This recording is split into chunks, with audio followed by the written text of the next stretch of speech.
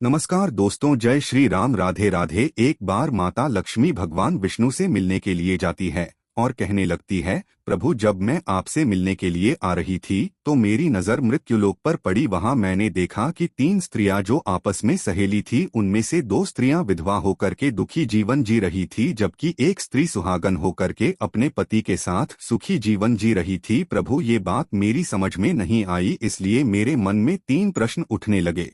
अब मैं आपसे ये चाहती हूँ कि आप मेरे तीनों प्रश्नों के उत्तर दे करके मुझे संतुष्ट करने की कृपा करें। मित्रों, इस प्रकार माता लक्ष्मी की बात को सुनकर भगवान विष्णु कहते हैं, लक्ष्मी तुम मुझे अपने तीनों कष्ट बताओ, मैं तुम्हें तुम्हारे प्रश्नों के उत्तर दे करके पूरी तरह संतुष्ट करने का प्रयास करूंगा। अब माता लक्ष्मी कहती हैं, प्रभु मेरा पहला प्रश्न है, कौन सी स्त्री समय से पहले विधवा हो जाती है? मेरा दूसरा प्रश्न है, कौन सी स्त्री को जीवन में कभी सुख नहीं मिलता? और मेरा तीसरा प्रश्न है, कौन सी चीज ऐसी है जो एक पत्नी अपने पति को मांगने से भी नहीं देती? मित्रों, इस प्रकार माता लक्ष्मी के प्रश्नों को सुन करके भगवान विष्णु कहने लगे, तुम जिन स्त्रियों की बात कर रही हो उनमें से 2 स्त्रियां विधवा होकर अपना दुखी जीवन जी रही है और वहीं पर एक स्त्री सुहागन होकर के अपने पति के साथ में अपना सुखी जीवन जी रही है। तुम जानना चाहती हो आखिरकार ऐसा क्यों है? तो मैं तुम्हें एक छोटी सी कहानी सुनाता हूँ। इस कहानी को बहुत ही ध्यान से सुनना। आधी अधूरी कहानी सुनने वालों को आधा अधूरा ही ज्ञान प्राप्त होता है, जो जीवन में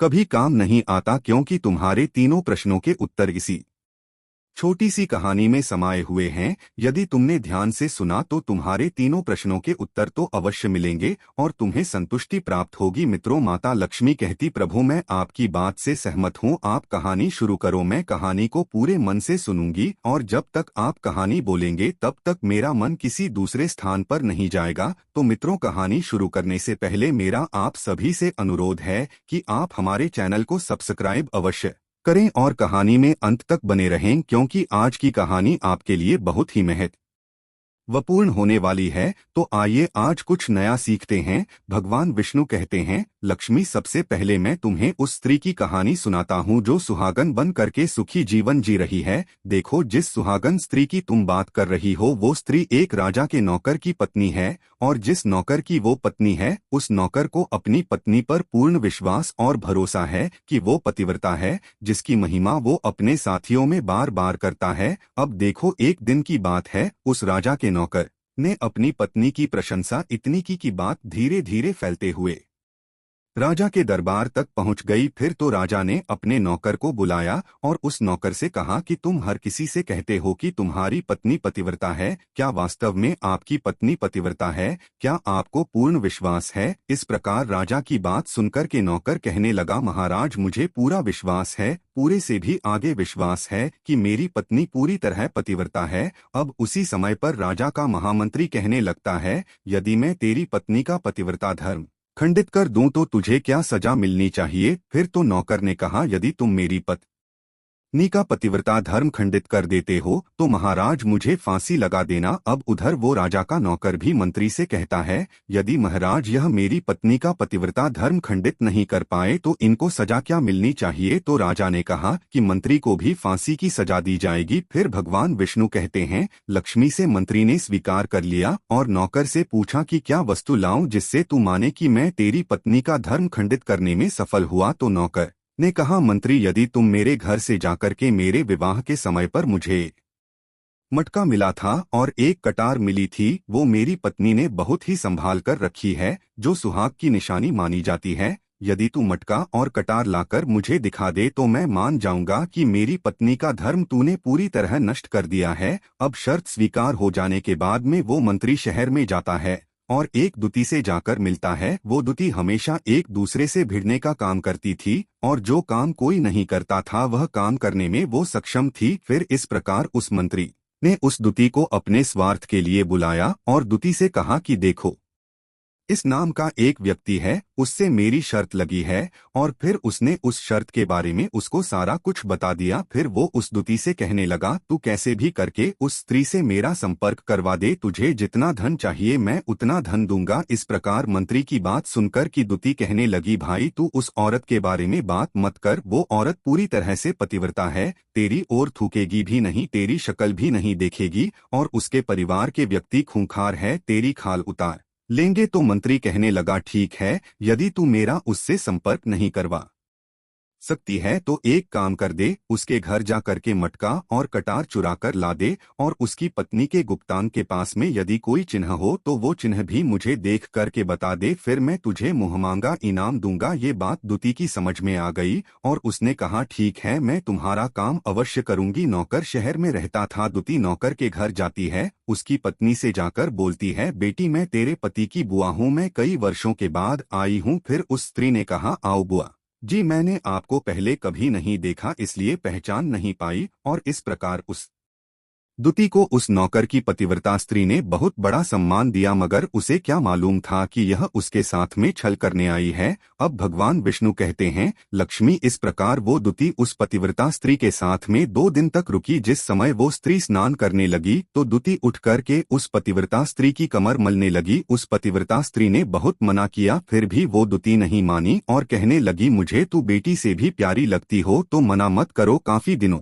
के बाद में मेरी तुम्हारी मुलाकात पहली बार हुई है। अब ऐसा कहकर कि वह दूती मुख पर हाथ फिराने लगी। फिर आंखों को धोने के बहाने से उस दूती ने उस पतिव्रता स्त्री की आंखों पर पानी मार दिया और उस स्त्री की आंखें बंद हो गई। इस प्रकार गुप्तांग के पास में जांघ पर उस स्त्री के एक तिल था, जो दूती ने देख लिया, बस उसका काम बन गया। उधर स्नान करने के बाद में जब वह पतिव्रता स्त्री रसोई में खाना बनाने गई तो दूती को मौका मिल गया और उसने मटका और कटार उस नौकर के घर से चुरा ली और वहां से भाग गई। और जा करके दूती ने वो पटका और कटार मंत्री को दे दिए और उस पतिव्रता स्त्री के जांघ पर तिल की निशानी भी बता दी। फिर वह मंत्री पटका और कटार ले करके सीधा राजा के दरबार में पहुंचा और राजा से जाकर कहा, महाराज मैंने नौकर की पत्नी के साथ में 2 दिन बिताए और यह पटका तथा कटार उसी के हाथों से लेकर आया हूँ। फिर तो राजा ने दरबार लगाया और नौकर को बुलाया तथा महामंत्री से सभा में पटका और कटार नौकर को दिखाने के लिए कहा। फिर राजा की आज्ञा पाकर के मंत्री ने उस नौकर को पटका और कटार दिखाई और उसकी पत्नी की जांघ पर तिल भी बताया तो नौकर मान गया, वास्तव में आज मेरी पत्नी ने अपना पतिव्रता धर्म पूरी तरह से भंग करवा लिया। भगवान विष्णु कहते हैं, लक्ष्मी फिर तो राजा ने फांसी का दिन 15 दिन के बाद में रख दिया और कहा कि नौकर को 15 दिन के बाद में फांसी पर चढ़ाया जाएगा। और इस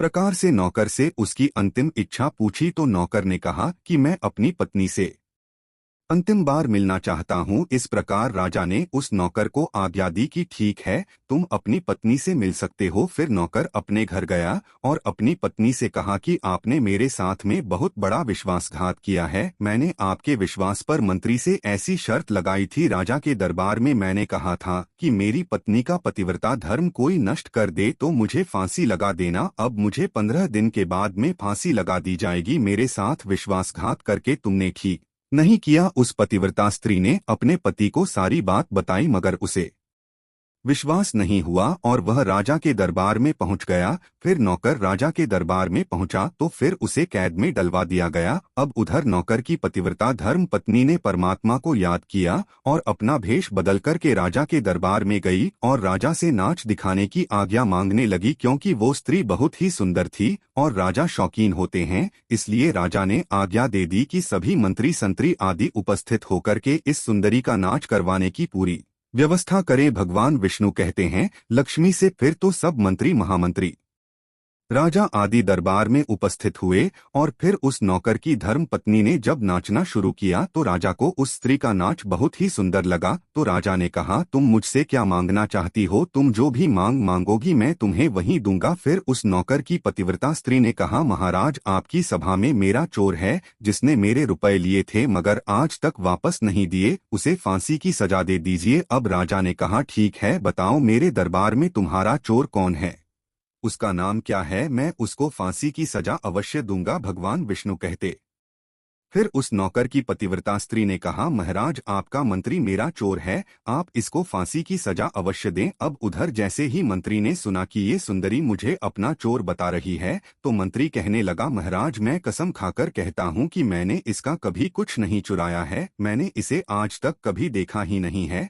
तो मैं चोरी कैसे कर सकता हूँ, मैंने आज तक इसकी शक्ल ही नहीं देखी है। अब भगवान विष्णु कहते हैं, लक्ष्मी से जैसे ही मंत्री ने कहा कि मैंने इस सुंदरी की आज तक शक्ल ही नहीं देखी है, तो वो सुंदरी कहने लगी, महाराज ये मंत्री मुझे जानता नहीं है, तो आप इससे ये पूछो कि यह पटका और कटार कहाँ से लाया था। मैं उस नौकर की पत्नी हूँ जो आपके यहाँ पर नौकरी करता है, और आप मेरे निर्दोष पति को फांसी चढ़ाने वाले हैं। अब मैं आपको पूरी दास्तां सुनाती हूँ। ये जो आपका मंत्री है, इसने मेरे पास में अपनी एक दूती को भेज करके मेरी जांघ के तिल का पता लगाया, और उसी ने यह पटका और कटार चुरा करके इसको ला करके दी। और आपके मंत्री के द्वारा भेजी गई दूती जब मेरे घर पर आई थी तो उसने मुझसे कहा था कि वो मेरे पति की बुआ है और वह पहली बार आई है, इसीलिए मैं उसको पहचान नहीं सकी। और महाराज जिस प्रकार मैंने उस स्त्री को अपने यहाँ पर बहुत बड़ा सम्मान दिया और अपने घर पर उसके ठहरने की व्यवस्था की, और इस प्रकार उस नौकर की पतिव्रता स्त्री की बात को सुनकर के राजा ने दूती को बुलाया, फिर उस राजा को सारी सच्चाई बता दी, जिससे राजा ने उस नौकर को रिहा कर दिया और मंत्री को फांसी पर चढ़ा दिया। भगवान विष्णु कहते हैं,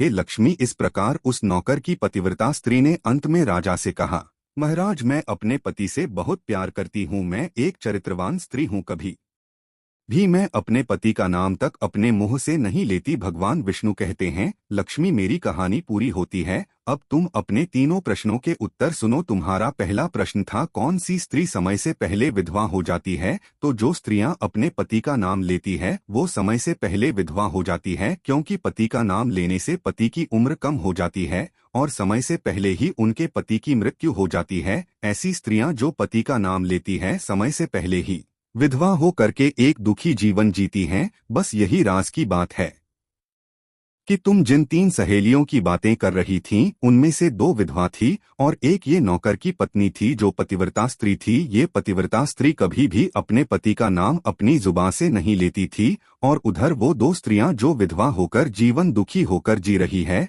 वो हमेशा अपने पति का नाम लेकर ही बुलाती थी, जिसकी वजह से उनके पति की उम्र कम हुई और फिर वो दोनों स्त्रियां समय से पहले ही विधवा हो गई और आज वो दुखी जीवन जी रही है।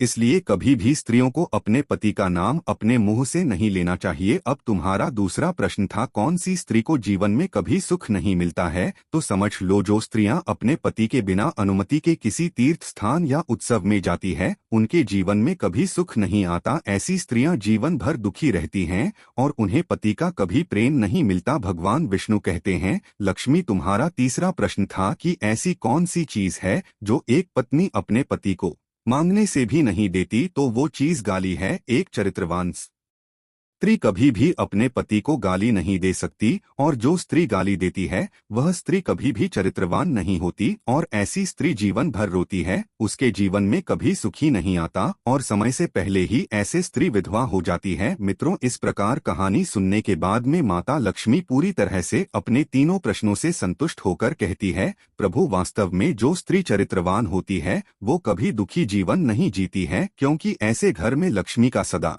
वास होता है और वह घर धन धान्य से हमेशा भरपूर बना रहता है। ऐसी स्त्रियां हमेशा घर को स्वर्ग बना देती है। तो दोस्तों, आज की कहानी को यहीं पर समाप्त करते हैं। मिलते हैं अगली वीडियो में, तब तक के लिए जय लक्ष्मी माता। दोस्तों, यदि आपको यह वीडियो पसंद आया हो तो प्लीज आप हमारे चैनल को सब्सक्राइब अवश्य करें, वीडियो को लाइक करें और दोस्तों सच्ची श्रद्धा से कमेंट में जरूर लिखें, जय श्री राम, हर हर महादेव। धन्यवाद दोस्तों।